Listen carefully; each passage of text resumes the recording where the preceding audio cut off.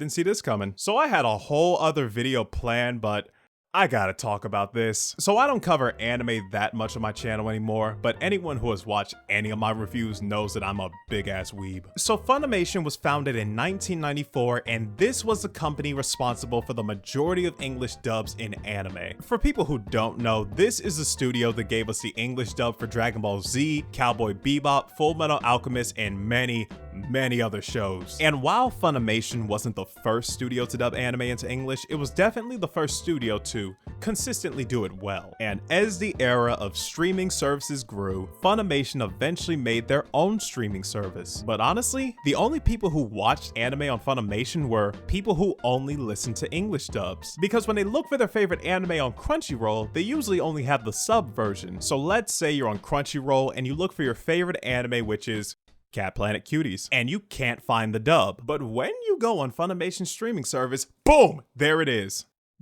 Don't ask me how I know that there's a dub for this show. So that's what Funimation was used for, because anyone who doesn't give a fuck about dubs would just go on Crunchyroll. Now, I am not about to make this a whole sub versus dub debate, because honestly, regardless of what you watch, you're both losers equally. So why does it matter? If you are so pressed about what language I listen to in anime, then that just tells me you have way too much time on your hands, and you should focus on more important things, like figuring out what deodorant is. Oh my god, what brand should I pick? Secret, Dove, Degree? What is wrong with anime fans? I've only been to one anime convention and I could smell the filth. Why do you all look sticky? This is why I only talk about anime online, because I think I hate anime fans in real life. But with all that said, Funimation is now officially closing its doors on April 2nd, 2024. Now, this is a bad thing for a few reasons. Reason number one, if you bought any digital media from Funimation, I'm sorry, you're fucked, my boy.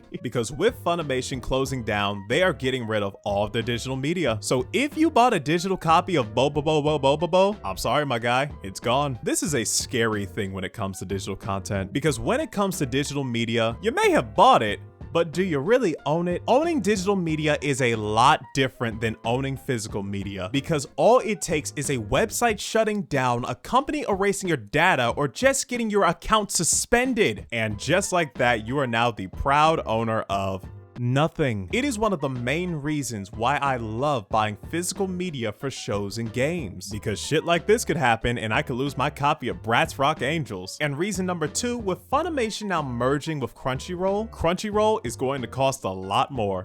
Isn't that great? So imagine you're that one anime fan who only watches subbed anime, and you have a subscription to Crunchyroll. Funimation shutting down means nothing to you, because you don't even watch dubs. But when the merge happens and you see your new monthly fee, oh, you're gonna have something to say then. Imagine paying extra for something you didn't even want. And the worst part is, a lot of people are going to be so pissed off by these changes that they will just leave Crunchyroll entirely and find a new way to watch anime. And this is where we get to reason number three. Captain! Yeah? No!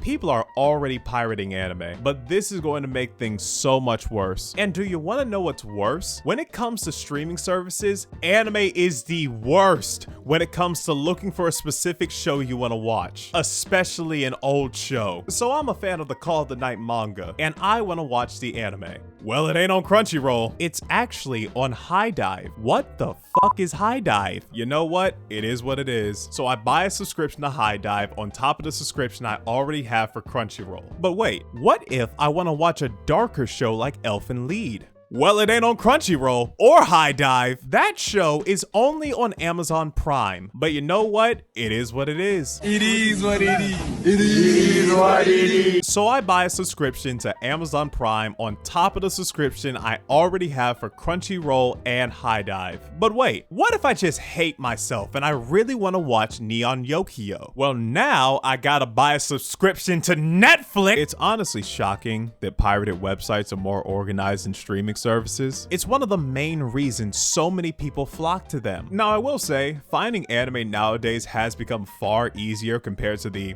Livewire era, but at the same time, it's kinda hard for me to feel bad about Crunchyroll when they did this to themselves. Honestly, the only people I feel bad for are the people who are losing their digital media. But then again, if you own a digital copy of Conception, maybe this is a blessing.